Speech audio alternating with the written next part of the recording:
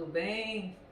Esse vídeo a gente está fazendo em especial aí para quem cuida, né? Quem é um cuidador de um idoso, seja o cuidador familiar, seja o cuidador não familiar, né? Principalmente aqueles idosos que têm demência, seja de Alzheimer ou outros tipos de demência. Quem cuida de um paciente com demência sabe que a questão da alteração da memória não é a única modificação que eles apresentam. Eles também apresentam durante a evolução da doença algumas alterações de comportamento. Pode ser agressividade, agitação, principalmente no final do dia, né? Que eles começam a perambular pela casa, às vezes ficar mais agitado. Alguns também apresentam desinibição, ficam falando palavras obscenas, tirando a roupa, fazendo gestos obscenos também. E alguns têm até ideias de perseguição, dizendo que o cônjuge está traindo. Isso causa um conflito familiar muito grande, isso causa muito desgosto e estresse naquele cuidador formal, informal. E às vezes eles procuram a gente com alguns recursos. Por favor, me dá algum medicamento para acalmar. E a gente sabe, na realidade, que a literatura já mostra que a longo prazo esses medicamentos antipsicóticos eles são ineficazes e também eles podem causar efeitos colaterais que não são benéficos para o paciente que já tem uma doença como essa. Então eu vou passar para vocês hoje 7 passos de como agir no paciente com demência que apresenta alterações de comportamento, qualquer uma das que eu já citei anteriormente.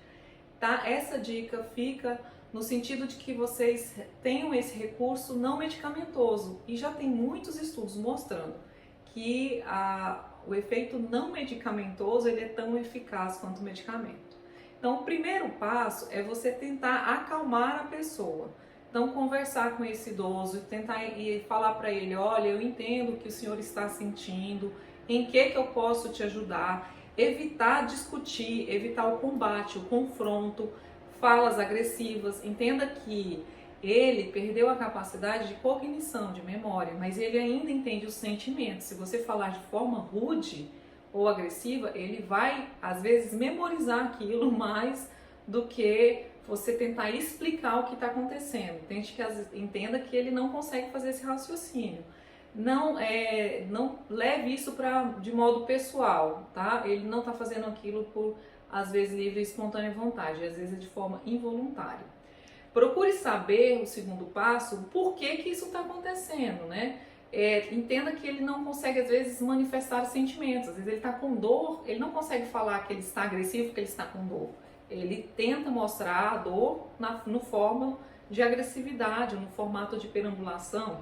Será que ele está com sono, com fome, está desidratado, ele está com sede, né? E o horário do dia mais comum disso acontecer, como eu falei, é no efeito entardecer. Então você pode tentar ligar a luz, abrir janelas para que ele veja a claridade, para tentar evitar esses transtornos durante esse período, tá?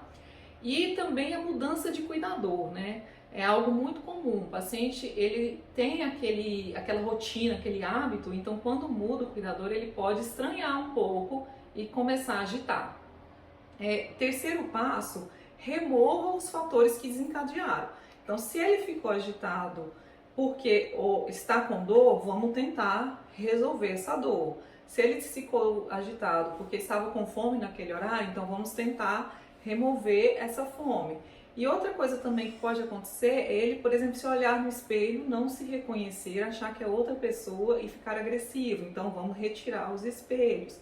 Ter algum animalzinho ali que às vezes irrita ele, algum objeto que ele não gosta. Então se tem alguma coisa assim que você percebeu, retire isso daí. Então não tem para que você desencadear a agressividade, né? E tente também, no momento que ele estiver agressivo, mudar o foco, redirecionar a direção, né? Então vamos falar, se ele tá agressivo e tal, falando xingamentos, você tentar fazer a empatia, conversar com ele, entender o que está acontecendo e mudar o foco. Vamos sair, vamos dar uma volta ali, vamos tomar um sorvete, tentar fazer outra coisa que tire ele daquele momento que desencadeou a agressividade dele. Essa é a quarta dica. A quinta dica é procure se restabelecer, você como cuidador. né? Tente sair daquele ambiente um pouco, peça auxílio a quem estiver por perto, dê uma respirada, tome uma água, dê uma volta também você, para que você consiga entender aquilo não é intencional, faz parte da doença, lembre-se sempre, tá? E a última dica, a sétima dica, procure ajuda. Você que é cuidador, você está ali 24 horas por dia, 7 dias na semana, seja feriado, noite, madrugada, né, ao tempo todo lidando com aquele paciente. Então, isso gera muito estresse em quem cuida também. Então, você também tem que se cuidar. Tente dividir com outras pessoas o cuidado para você ter o seu momento também, porque você ainda existe. Procure a Abras, a Associação Brasileira de Alzheimer, no seu município. Dialogue com pessoas em grupo, se possível, ou até pelo Google Meet, né? Sobre essa questão de cuidado com o paciente com Alzheimer. Lá você vai compartilhar, você vai ver que outras pessoas também passam pela mesma situação e o que elas têm feito para tentar melhorar, né? Então leve essas dicas, assistam também vídeos a respeito, tentem ler. Quanto mais você souber sobre a doença, mais você vai ser capaz de cuidar melhor. Então fica a dica, tá? Envelhecer é uma certeza, mas como você quer envelhecer é uma escolha. E escolha envelhecer de forma saudável. Segue esse vídeo, compartilhe com quem você conhece que passa por essa situação e se cuide também, viu, cuidador? Até mais, tchau!